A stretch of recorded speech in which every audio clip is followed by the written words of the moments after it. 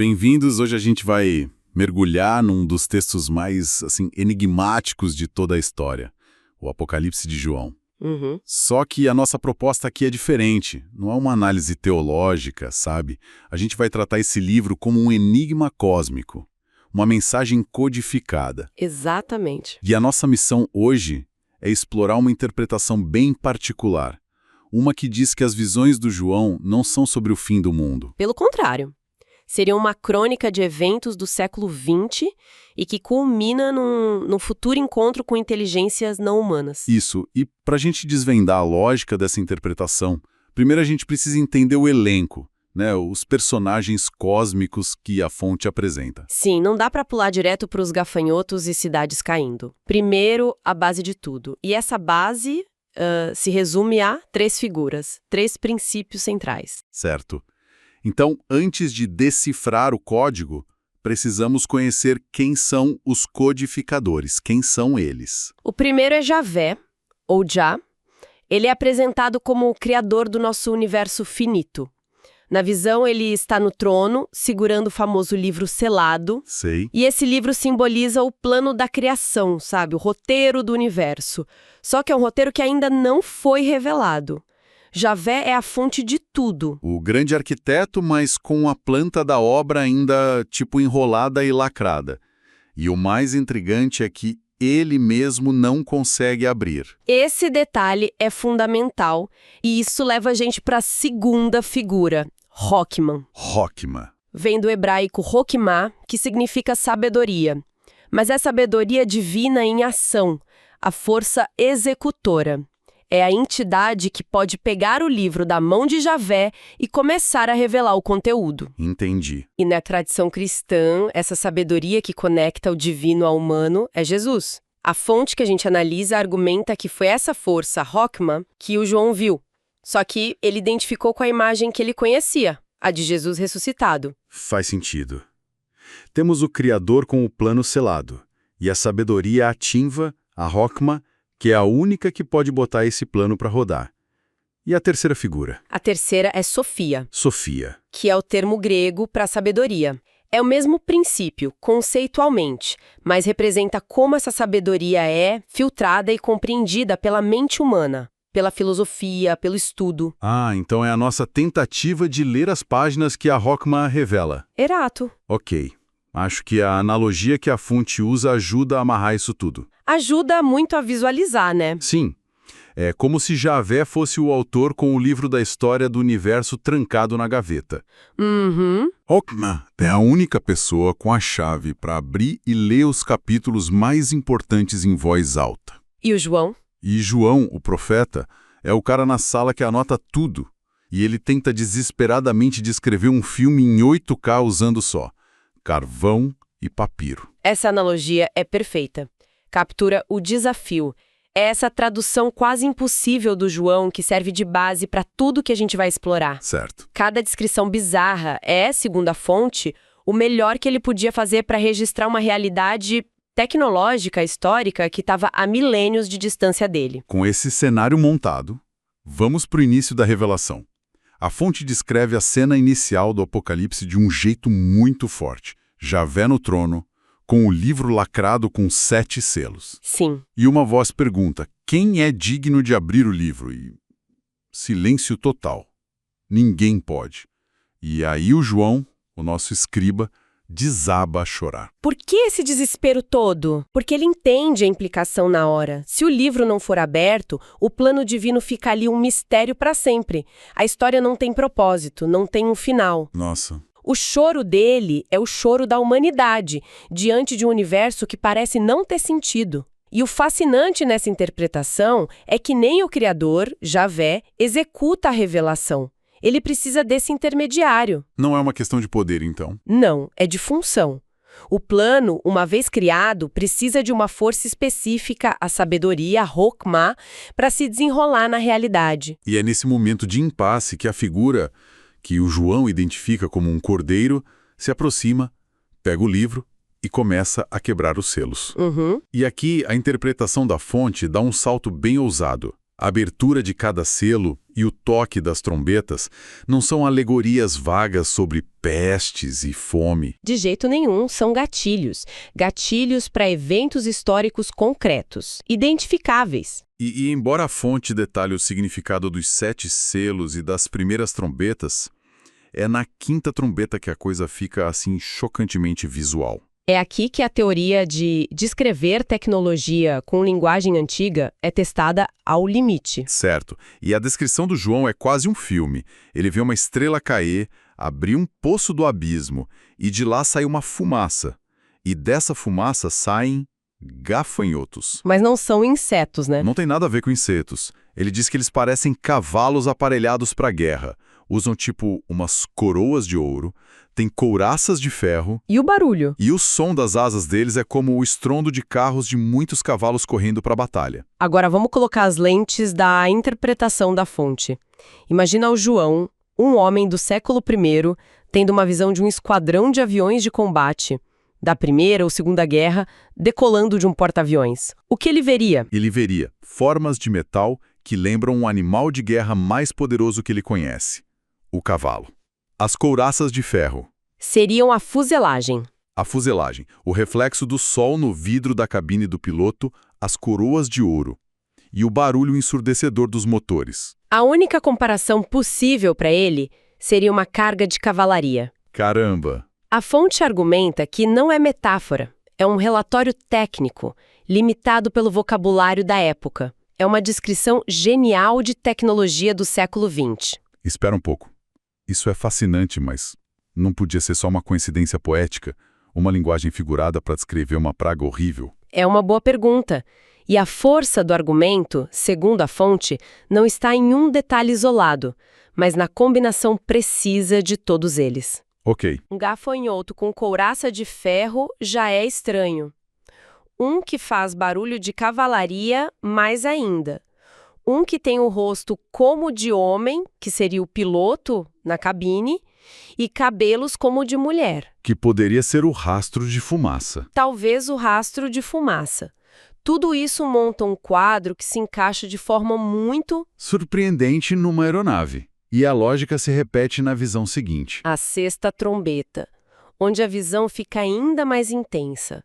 João descreve um exército de 200 milhões de cavaleiros, e os cavalos têm couraças da cor de fogo, jacinto e enxofre. E das bocas deles saía fogo, fumaça e enxofre, matando 1/3 da humanidade. E, de novo, o mesmo exercício de tradução.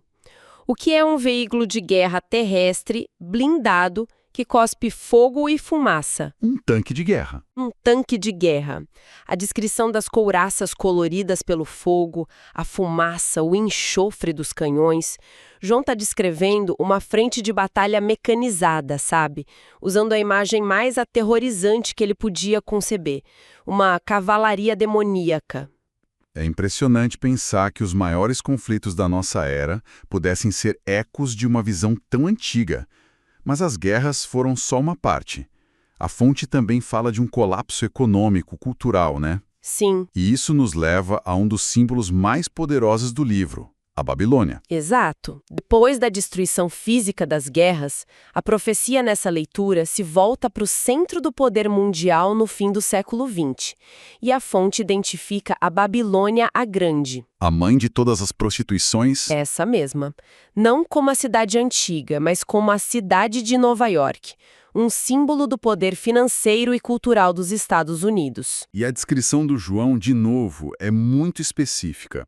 Ele vê a Babilônia como uma mulher, assentada sobre muitas águas e que segurava uma taça de ouro na mão. E a associação que a fonte faz é direta e visualmente impactante. Que é... Estátua da Liberdade. Nossa! Assentada nas águas da Baía de Nova York, com a tocha erguida, que a fonte interpreta como sendo a taça de ouro, cheia do seu poder de sedução cultural e econômico. Eu nunca tinha pensado nisso. A imagem da tocha com uma taça de ouro é uma conexão visual chocante. E o ponto principal é a queda dela. A profecia diz que a ruína vem de repente, catastrófica. O texto repete várias vezes, Em uma ou só hora veio teu juízo. E os reis e mercadores da terra, que ficaram ricos com ela, observam de longe, chorando ao ver a fumaça do seu incêndio. Porque o maior centro de comércio do mundo foi paralisado. E é aqui que a fonte apresenta sua interpretação mais contundente e talvez mais perturbadora. A queda da Babilônia seria a descrição profética dos ataques de 11 de setembro. A correspondência dos detalhes, segundo a fonte, é impressionante.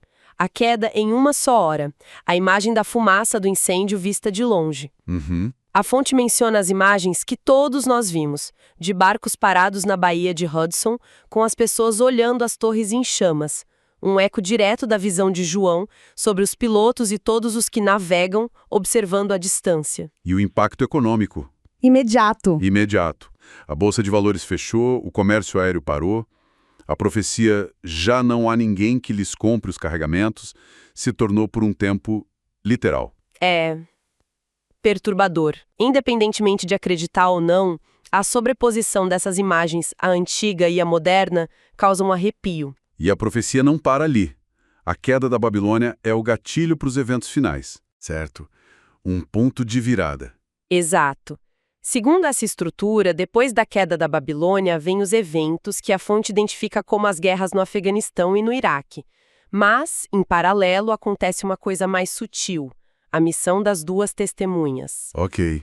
E aqui a interpretação fica muito específica. A fonte diz que essas duas testemunhas, que profetizam por 1260 dias, são pessoas reais. Sim. E uma delas seria o próprio autor do material que a gente está analisando, e a outra... o Papa João Paulo II. Isso é uma alegação gigantesca.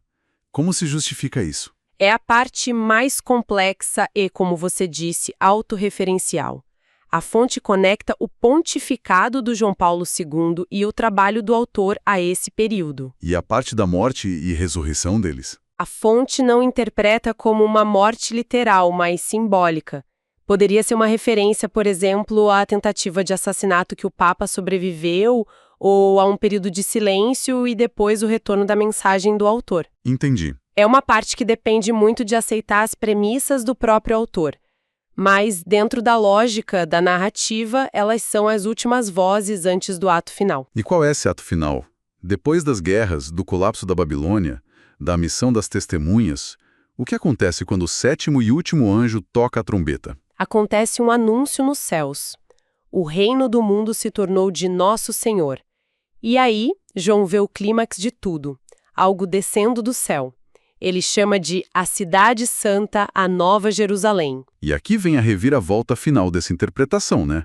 A Nova Jerusalém não é uma cidade celestial, com ruas de ouro literais. De jeito nenhum.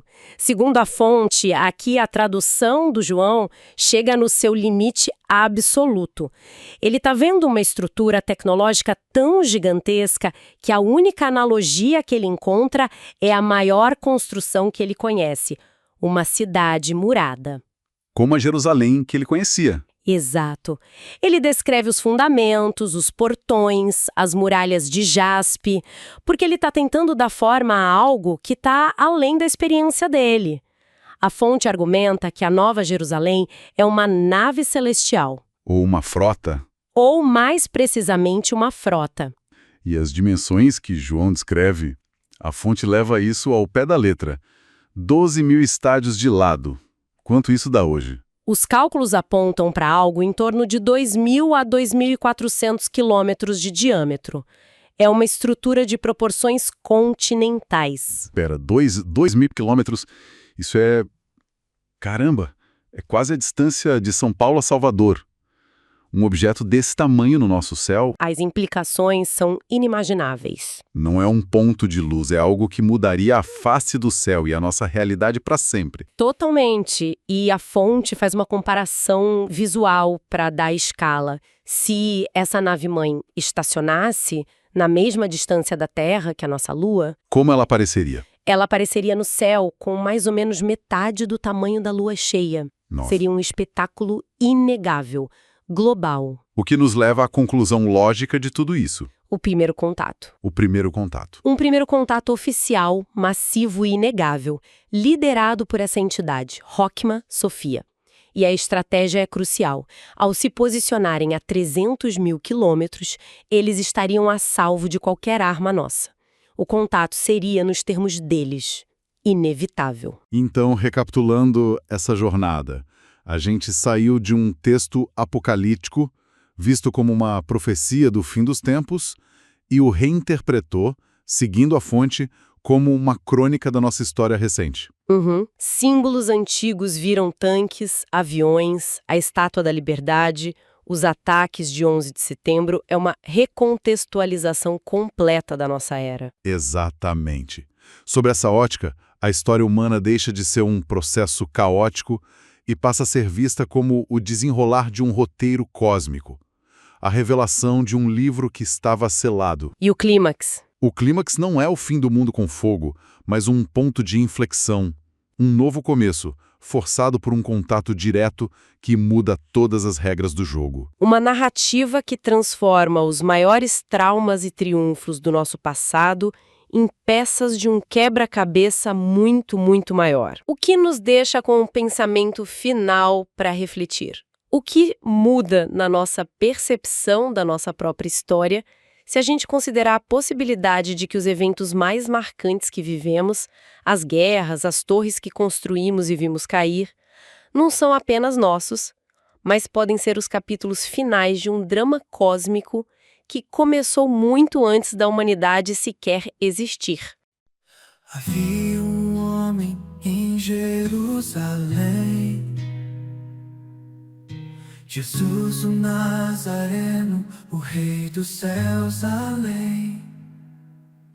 Jesus o Galileu, luz que brilha na escuridão. Jesus o vivo, Ele é nossa redenção. Andando entre os perdidos com amor sem fim, curando os doentes, trazendo esperança a mim. Caminhou pelas ruas, trazendo a salvação. Sua graça redentora trouxe-nos libertação. Havia um homem em Jerusalém, Jesus o Nazareno, o Rei dos céus além. Jesus o Galileu, luz que brilha na escuridão. Jesus o vivo, Ele é nossa redenção. Nos ensinou o caminho, a verdade e a vida. Com palavras de amor, Ele nos convida. Levou a cruz por amor, por nós padeceu. Mas ao terceiro dia venceu, Ele reviveu. Havia um homem em Jerusalém, Jesus o Nazareno, o Rei dos céus além. Jesus o Galileu, luz que brilha na escuridão. Jesus o vivo, Ele é nossa redenção. Andando entre os perdidos com amor sem fim, curando os doentes, trazendo esperança a mim. Caminhou pelas ruas, trazendo a salvação.